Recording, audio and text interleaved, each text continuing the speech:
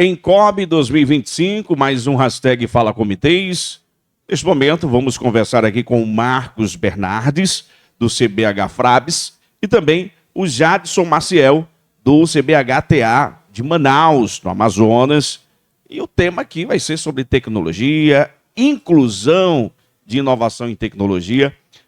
Marcos Bernardes, CBH Frabs. Quem é Marcos Bernardes? Um apaixonado pela água e que fez a carreira, iniciou pelo mar e como a evolução da vida na Terra. Eu comecei a me aproximar do continente e brinco muito que a gente na oceanografia está de costas para o continente, enquanto quem trabalha com água doce está de costas para o oceano. Então a gente tem que fazer essa conexão. Então é daí que vem a minha inspiração de buscar essa parceria, também essa atuação junto aos comitês de bacias. Trazendo para o nosso bate-papo também o Jadson Maciel. Quem é Jadson Maciel? Cara, eu sou um entusiasta, né, da natureza. Eu sou de Manaus e eu amo a floresta, eu amo os rios. Mas Marcos falou uma coisa interessante que me remeteu uma coisa do meu estado, porque o meu estado foi construído de costa para o rio. A gente não está de frente para o rio. Eu não sei se é característica de outros estados, mas pelo menos lá em Manaus a gente está de costa para o rio. E aí isso já traz um reflexo, porque se eu estou de costa para o rio, eu não devo dar a atenção devida que o rio merece, né? Então, baseado nisso, a gente vem trabalhando, né, com essa questão da inclusão não só de tecnologia e inovação, mas inclusão da própria sociedade mesmo, e entender que a gente precisa ter um olhar mais clean para os recursos hídricos. Quando você traz essa questão da inclusão é importante, né? E pensar em tecnologia sem inclusão, eu não acho que é interessante. O que você acha? Concordo, porque a tecnologia Marcos é um meio. O fim é a gente atender às demandas da sociedade em consonância e como parte da natureza. Nós não estamos acima da natureza. Aliás, a natureza está aqui há muito mais tempo do que nós, seres humanos. Então a gente tem que aprender com a natureza e com isso a gente tem que incluir para que a sociedade também valorize, conheça o que são os comitês de bacias. A gente conversa com as pessoas, mas que danado é isso, para que serve? Então a gente vem com essas propostas que a gente apresentou mais cedo no Encob, de trazer também formas de participação mais efetiva da sociedade e que todo mundo tenha a percepção da sua responsabilidade. Jadson, você trouxe esse ponto da inclusão, que é o ponto que a gente está trazendo agora, com relação à tecnologia, e a gente sabe que muitas vezes existe por parte de algumas pessoas uma certa barreira, né, de entender o quanto a tecnologia pode ajudar. O que você sente nisso nos dias de hoje? Melhorou essa situação? Olha, eu não sou tão velho, mas também não sou tão jovem. E tá óbvio para todos nós que a evolução do nosso futuro é a inclusão de tecnologia. Estamos um pouco atrasados, tem outros países que estão muito bem à frente nessa questão de inclusão de tecnologia para trazer modelo de solução para qualquer tipo de problema, né? E Marcos trabalha, que daqui a pouco ele vai falar melhor que eu, e no meu caso, como eu milito com os resíduos sólidos e trabalhando há uma década de forma voluntária, de forma manual, percebi que para avançar essa questão de como é que eu posso falar?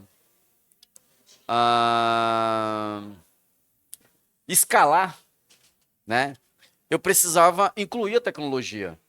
Como eu vou acelerar a coleta desse material? Se eu faço uma atividade voluntária, para me tirar 2 toneladas de resíduo sólido do rio, eu preciso de mais ou menos umas 6 horas, eu preciso mais ou menos de umas 200 pessoas.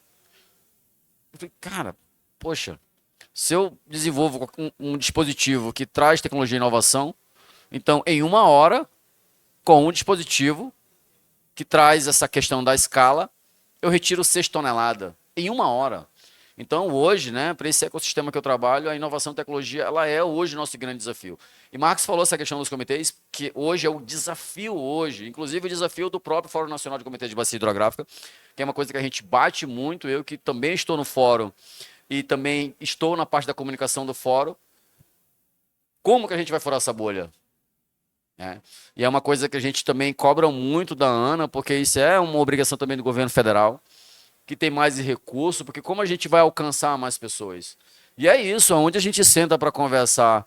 Ah, mas Jadson, me conta, o que é comitê? Porque o cara, quando fala comitê, ele pensa em comitê político, de um partido, ele não consegue linkar que um comitê de bacia hidrográfica. Eu falei assim, para lá, deixa eu te explicar. Então, assim, na minha inclusão dentro dessa agenda, desde 2018, o meu ciclo de amizade, as pessoas que não estão próximas, e até mesmo a minha família hoje sabe o que são os comitês de bacia hidrográfica. Mas a gente ainda tem um desafio muito grande, né, Max, para poder incluir. A gente está falando de muita gente. E o que a gente faz sem água? Ninguém vive sem água. A água é o nosso futuro. Verdade, a gente realmente não vive sem água. E Marcos, como tem sido aí o seu trabalho nessa questão de tecnologia dentro do Comitê de Bacia Hidrográfica, ou de comitês de bacias hidrográficas? Sim, bom, a gente poderia querer saber nesse momento se amanhã vai chover ou se não vai. A gente quer saber qual é a temperatura aqui em Vitória hoje ou amanhã. E a gente tem muito menos informação sobre a água. Então, se a gente quer saber, por exemplo, em que temperatura está essa água, em que condição de navegação essa água está, o quanto de água eu tenho, se ela está boa, se não está, se eu posso tomar banho nela ou não, isso é um direito à cidadania. Então, as tecnologias também devem vir para ajudar a apoiar o acesso à informação, o acesso público à informação, para que as pessoas saibam e elas possam escolher com base nessas informações, por exemplo, se elas vão fazer o seu banho de rios, do banho de mar, se elas vão navegar naquele dia ou vão deixar para o dia seguinte, porque são informações necessárias, mas que a gente ainda tem muito pouco. Então, a ideia é democratizar essa informação com acesso público a esse tipo de dado. Ainda existe, Marcos, uma resistência muito grande com relação ao conhecimento empírico, por exemplo, com a tecnologia, né? Tem muitos cidadãos que ele prefere o conhecimento empírico do que a tecnologia. Como a gente pode integrar isso para ajudar determinadas comunidades? Colocando a tecnologia no plural. A gente sabe que os vários saberes, os vários conhecimentos, eles são importantes e devem dialogar. Então, um pescador, uma extrativista, uma marisqueira que conhece o seu local de trabalho, de vida, essa pessoa tem que ser ouvida também para que a gente consiga aprimorar esses conhecimentos. Então, não vai ser a universidade, não vai ser a academia que deve vir apenas no sentido de uma direção só, querendo ensinar os outros. A academia também tem que se abrir para esse diálogo e perceber que existem muitos conhecimentos ali que, por uma razão ou por outra, têm muita valia e que devem ser, portanto, incorporados e debatidos como é que a gente consegue avançar nessas tecnologias que podem ser aquelas tecnologias, por exemplo, de um celular, mas as tecnologias ancestrais também, as tecnologias sociais. Então, a gente deve perceber a tecnologia no plural mesmo, porque são várias as formas dela se expressar. O Jadson trouxe para o nosso bate-papo algo bem interessante, que é justamente essa questão de você utilizar a inclusão e a tecnologia para reduzir o tempo justamente de uma determinada ação. E isso também traz qualidade de vida, né, Jadson? Com certeza, com certeza. Quando a gente fala de água, a gente fala de vida, né? Então, assim, imagina, todo lugar que a gente vai tem água. Então, você chega no estado, tem uma praia. Aí você vai lá, você vai tomar um banho, mas quando você toma banho, você se depara com algum tipo de material plástico, né? Porque a gente tem uma questão social e cultural também em relação ao descarte devido a esse material, né? Mas hoje o maior desafio hoje é do gestor público. O gestor público hoje ele não tem braço para poder fazer a gestão do seu município em relação ao material plástico que é produzido dentro do seu município e descartado incorretamente, né? E aonde vai parar esse material? Então a gente faz uma ligação direta ali com a ODS 6 e a ODS 14, porque a gente precisa incluir as ODS, né? E quando a gente fala do desafio do gestor público, é trazendo esse modelo de negócio para o gestor público, né? Então hoje o gestor público, ele ocupa um espaço onde ele é um espaço de tomada de decisão, mas acaba que ele não consegue tomar uma decisão porque ele não tem o que fazer, porque ele também fica nesse mecanismo manual de coleta desse material.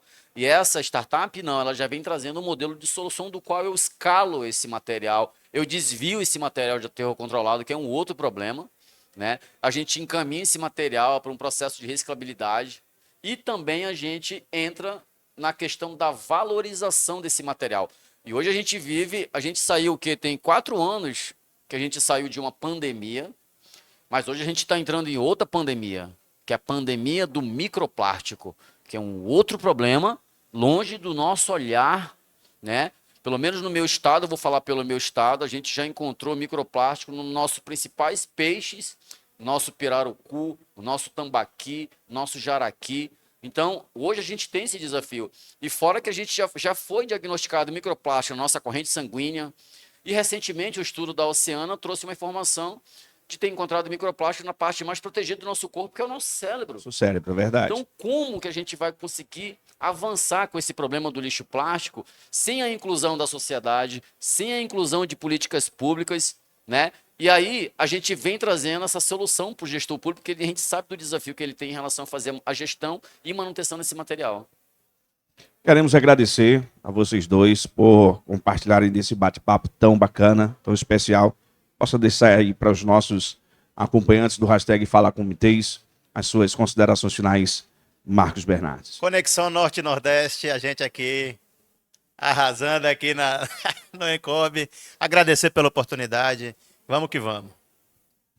Eu acho Jackson, que é isso. você também. Desculpa. Eu acho que é isso. Norte, Nordeste, Sul, Sudeste, Centro-Oeste. A gente tem, né, nas 5 regiões esse desafio, né, Marcos? Marcos vem trazendo aí um modelo também de solução em monitoramento e teste de qualidade de água em tempo real, porque aqui a gente está falando de água. Exato. A gente está discutindo aqui em tempo real essa agenda tão importante para o Brasil, não só para o Brasil, para o mundo. Então, o recado que a gente deixa para quem está em casa é: evite o descarte desse material. Evite o consumo acelerado desse material.